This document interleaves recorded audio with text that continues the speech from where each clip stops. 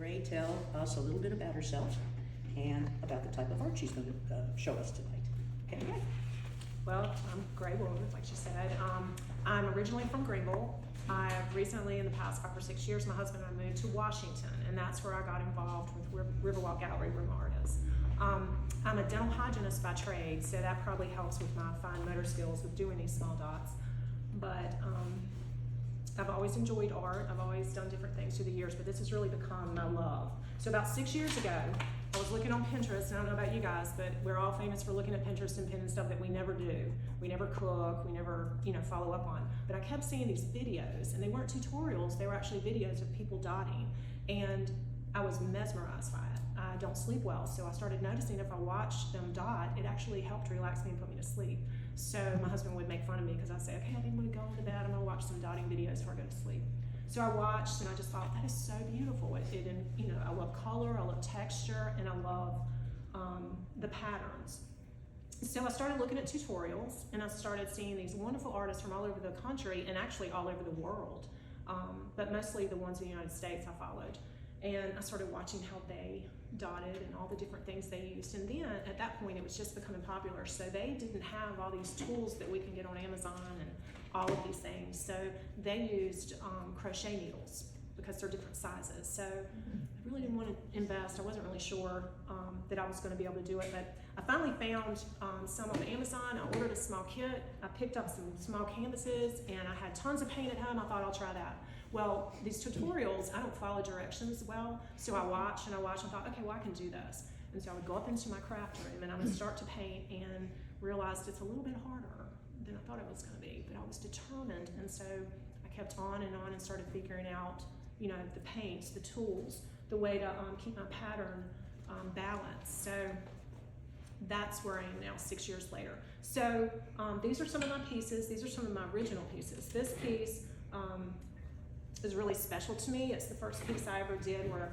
I actually had multiple mandalas, and that was really hard and very challenging. This will stay in my house forever. I don't think I'd ever let it go. So when I first started, like I said, I started on canvas. Well, everyone was painting rocks at the time. I don't know if you remember, but everybody wanted to paint rocks and hide them and give them to people. And so these artists that I was seeing had these beautiful smooth river rocks. They lived in the Pacific Northwest. They were in all these places where they could find it. We don't have them in Eastern North Carolina. I tried to find rocks. I would check everywhere. I would talk to people, and they were all rough. And when you have a rough surface, you can't dot well on it. So I started researching what I could do about that, and I found a woman in Australia who was making molds to make stones. And so I decided to order that. So I started making my own stones. So all of my stones that I've made through the years have been made with different size molds with dental plaster. And this is how they started. Dental plaster? Yeah. Okay, you're a dental hygienist. I'm not. Well, But I put my hands on dental plaster. Well, you wouldn't have to use dental plaster. You could get any plaster from... Plaster, any plaster. Yeah. Okay, Yeah. cool. That's just what I started with. Now, before you couldn't really find molds because people weren't doing that. Now with the resins, everybody's doing all the resin art. You can't find molds. You don't have to get them from Australia. But anyway, that's the company that I worked with. So this is how, it starts out like this. After it comes out, I paint it. And then the big thing with dot art is you have to work from a grid. It's not a pattern, it's a grid. And so you can see on this is how all these started out. And I painted the center, but it's on a grid because you have to, if you don't keep your dots and you're lined up, it's just, you're not gonna have a pattern. So there's lots of different ways to do that. So when I started out, I was learning all kinds of different things. I tried everything you can get, I've ordered tons of these things to figure out, how can I find the center, making the circles. I eventually just went to something like this, and it's wonderful. Much easier. That's a stencil. It is, but it comes with dotting tools. But yeah, it's a stencil. That's all it is. Mm-hmm. It gives you the center, Yeah. and then it gives you the lines to keep straight. The stones, I do order the grids. I ordered them a long time ago from my friend in Australia. So that fits, and that's how I work with those. But you can use anything with these. These are flexible. They go on different. If you wanted to dot on a cup or glass, whatever, you can make your dots that way. So paints. Paints are really important, like they are in any of the art we do. It doesn't matter how expensive they are. It doesn't matter. It has to be the right consistency. So I've tried all kinds of paints to do this. Some are too thin. Some of your less expensive paints, your acrylic paints, are too thin. Your dots, they spread. They run into each other, so that doesn't work well. Your more expensive paints are too thick, and so they don't make a pretty dot. They have a peak on them. So you can take Liquitex, different stuff to mix and get the right consistency. I did all of that, have all that stuff, and then I tried Americana Deco Art. And this paint is perfect for dot art. And 99% of the time, you're gonna get a beautiful dot just straight from the bottle. So these are the paints that I use. I probably have every color that they make. And are they easily acquired? Yes. Okay. And I would suggest that you not get these from Michaels. They're very expensive at Michaels, but Hobby Lobby has the best price on them, and they have a good assortment. As far as the tools, you can order the tools online. You can get, these came from Michaels, actually get these in bulk to use for my teaching, for my classes. So we have different types that do different things. So, as you can see, each one is a different size. So as you want to make your certain size, that you have the color coded to be able to make different size dots. Makes sense, right? So those are the acrylic rods, but we also have ball stylists. I don't know if you're familiar with these. A lot of people use them with clay. Nail artists use them to paint on nails with nail art. These are really easy to find, and they're really important in this type of art because you want to have a pretty dot that, these that are all the same size, but you also want a little bit of difference, and you want to change up what you do as far as the pattern. So you can see, well, I'll show it on this.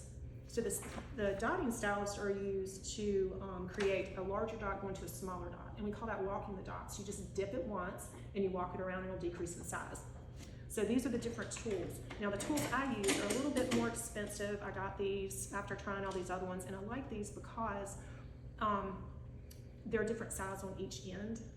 And so I have a lot of options, and I've used these for probably 4 or 5 years, so I know exactly what size I need when I'm going through. When I teach, I do teach from these because, well, for one thing, these aren't color coded, and I don't have them for the students. And this is much easier to teach. And these work great. I mean, there's not a problem at all with them. So that's the paints. So what I'm gonna do, I was gonna show you guys on a stone that I made, but I think it might be easier if I show you on the canvas because it's larger. Is that good for y'all? Because I know I said I was gonna do on a stone, but I think that might work better. So, I don't know why I picked what I picked. I just like colors together. I don't know anything about art theory other than what I like. So these are the colors I grabbed to show tonight. So this color, the one thing that you have to remember, you need your paint to be, you don't need it to dry out. So you don't need to fill up too much in here, okay? But you've got to have enough in there to really get a good amount of paint on the end to make a nice, pretty dot. Has anybody dotted before? I know you said you had dotted. Anybody else? You have. Okay. Have you done this type of dotting? I haven't. Mine's a little bit Point one on glass this. of wine is one way, 2 glasses of wine is the other way. Yes. Okay. Yeah. I understand. Yeah, I understand. Okay, so I've started with this. I think I'm going to, Did you buy this like that? Or you painted so it this is just a canvas, and I did paint it black. The reason I use black, now this I did blue, that was kind of an experiment, and that turned out okay, but I found that when I do a background of color, they just don't show up well. Okay. And Hey you made- Nancy. What did you do your pattern with there? Yeah, spider web. So this is You did that. this. You use stencils. You missed that part. Well, I'm sorry, I was trying to be 2 places at once. Oh, I'm so glad you're here. And you use pencil. That's something I left out to tell you guys. Okay, it's a chalk pencil, yes, yes. Okay. Okay, and so that's what I use to And an make the old-fashioned lines. compass. Well, yeah. To make circles in different, yeah. So I use that on some of these to do. This stuff I don't use as much, but this is very cool for making circles, but I don't use it as much as I did. Okay, so we have to make sure that we have plenty of paint. I tell my students, please don't fill that well up with paint. They What fill do the they well up do? with paint. Yeah. Yeah, because they're so excited. I'm like, you don't need that much, but it's okay. You want enough to be able, like I said, to cover the tool, but you don't want, it'll dry out. Baby wipes are your best friend. Well, actually, one of your best friends. These are your other best friend because you're gonna make a mistake. And you can, yeah, and then the pointed ones, because you can get up in there, okay?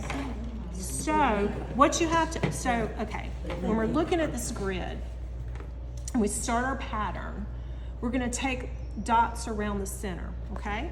So, we're gonna start on these lines that go here. Yeah, let me get this other one. So we're gonna start on these lines that go here, okay? The most important part of this whole painting is gonna be making sure your center dot is where it needs to be and the first two rows, okay? So what I teach my students, and you gotta make sure that when you're looking at this space between here and here, so I'm gonna start my dots here and here and here and here, and then I'm gonna fill in one in there, okay? I know that didn't make sense when I said that, but it will when I show you. You want to make sure that you have the right size because you've got to fit all those dots in there. So I already looked at this and I am going with a 5. Okay, so you're going to dip in, and what you need to remember is you re-dip for every dot. If you don't re-dip, your dots are not going to be the same size because you don't have the same amount of paint on them. So you're going to re-dip every dot and you're going to take it down. And you're just gonna dot, okay? Now you want it close to the center. You want them close to each other, but you don't want them to touch. And I'm gonna go here. Now what I tell my students is we wanna go north, south, east, and west. And that one's off just a bit. Well, you gotta have a steady hand. Well, yeah. And I did have a cup of coffee before I left. Well, she's Okay. a hygienist, yes, so she's Yeah, had a so north, south, east, and west, all right? And I could have made that dot, and you know what? I think I'm gonna go a little bit bigger. Okay, so north, south, east, and west. Now we're gonna go across, because you want your dots to line up straight across. Okay, then I'm gonna go in between there. And I want that to line up here, right there. You see where I'm doing that? And then line up here. And then we're gonna line up here. All right, so when we look at that, can you see how those are lining up? They're not perfect. We're not gonna do it perfect because we're not machines, okay?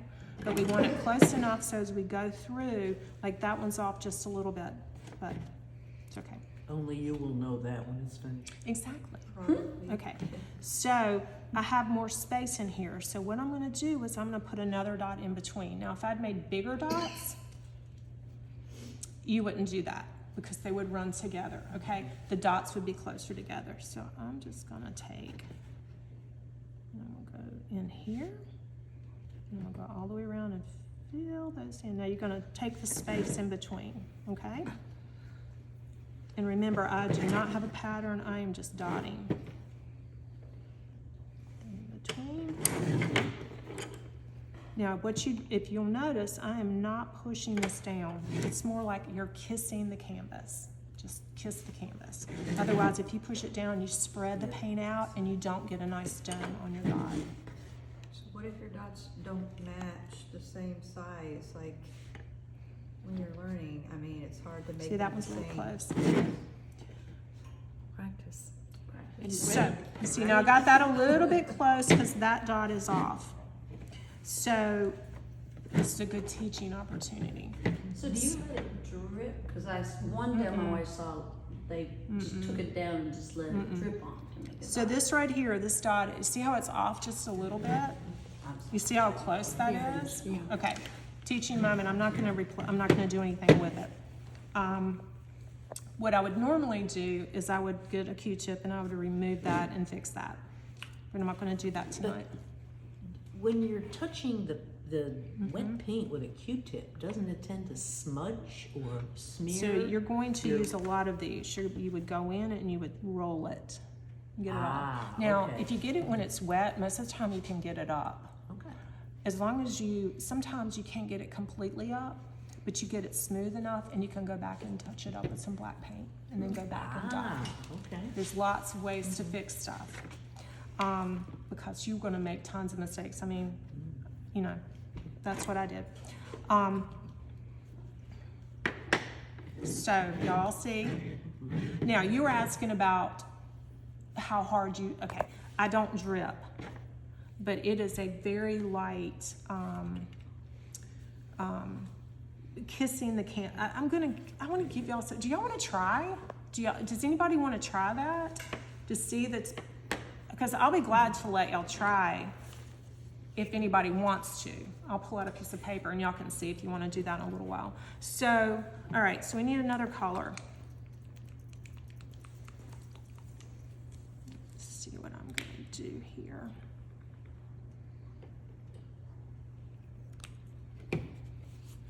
Okay, so now I'm going to look and I'm going to figure out where do I want to put another. So I think what I'm going to do is I'm going to put a dot directly in the middle here. Okay?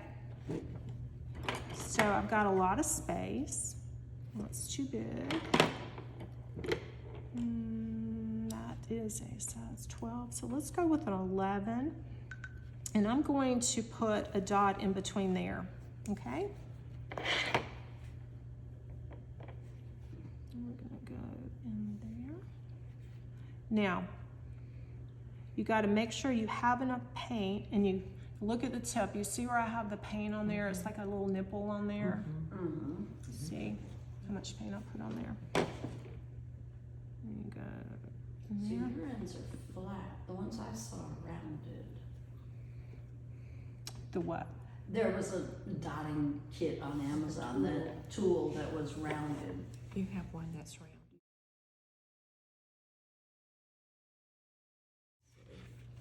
So we're gonna go all the way around. And you see how I'm not pushing it down? So if I were to push it down, and I'm not gonna do it, But it would spread. it would spread, Yes. and what you would have in the middle, now some of these are gonna spread anyway, just because of consistency. In between. So years ago, there was something called puff paint,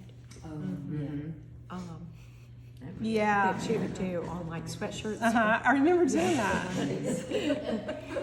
And so you could do similar things like that to like offset your iron-on.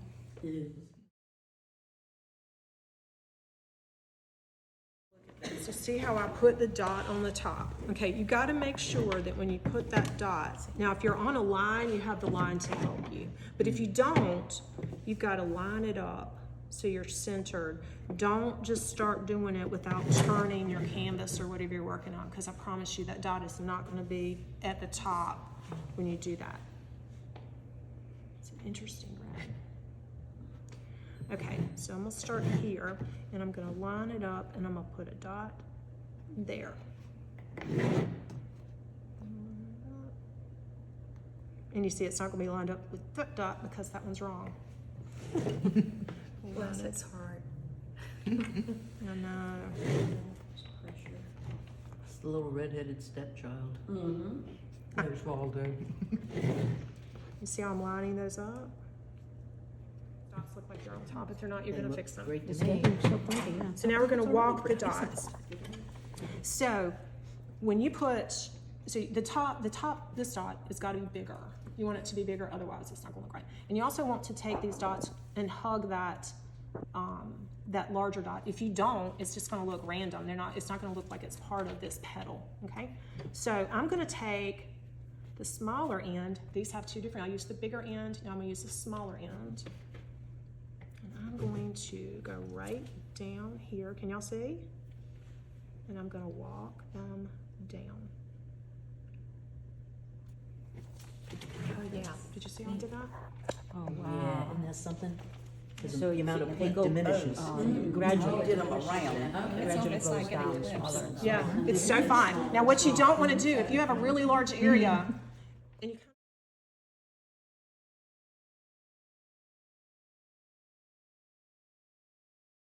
Just by the. walking it.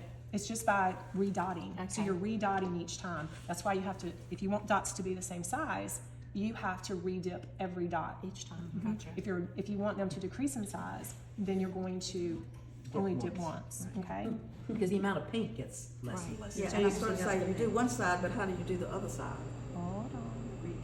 You redip it and put it in the middle, and do redip it. Now, I count, Count number of them. but I count in my mind because I count. But I don't make, you do not have to make each side the same number of dots. So now we're gonna go down this side, and I'm gonna go just below. And I'm gonna go around. Okay, see that one's off the head. You don't necessarily have to count them. I just count in my head, but I don't count as far, I just go what fits in there. A lot of people get caught up in the counting. I'd get caught up in the count. I used to think I had a lot of patience. Guess what? No. You don't think so?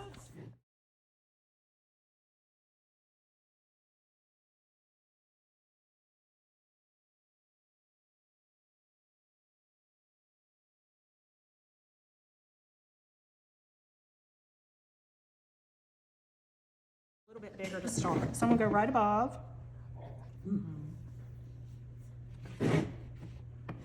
A little bit bigger. The thing is still minute. It's a little teeny. Excuse me. Now, when you're using do a little bit bigger on either side before I walk, because you don't want to run out of paint. Does that make sense? Y'all weren't answering. Yes. See? And I'm just gonna walk it down from here. Okay. Just look at Surratt. Well, there you go. Thought of that. I'm just going around.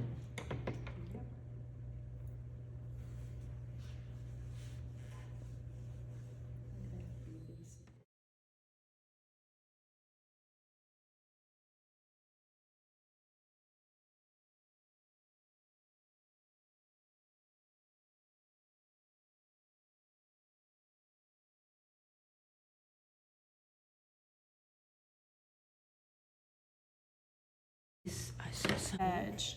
So if you dot down on the edge of one of these, it looks more like a flower, which would be what I've done here. So I'll put it on the edge. All these are done on the edge, whereas this is done directly on top. So it's just a different way to do it.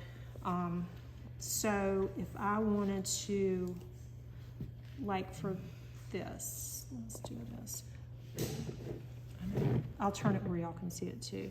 So you still want to line it up. Do right here. You're going to line it up because you want it right about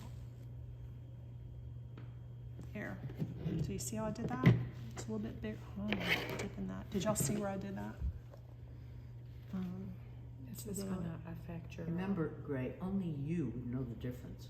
Well, we all not, think it's. well, no, I'm just saying that it would be easier because I'm having to be really careful at how big I make that dot. But I'm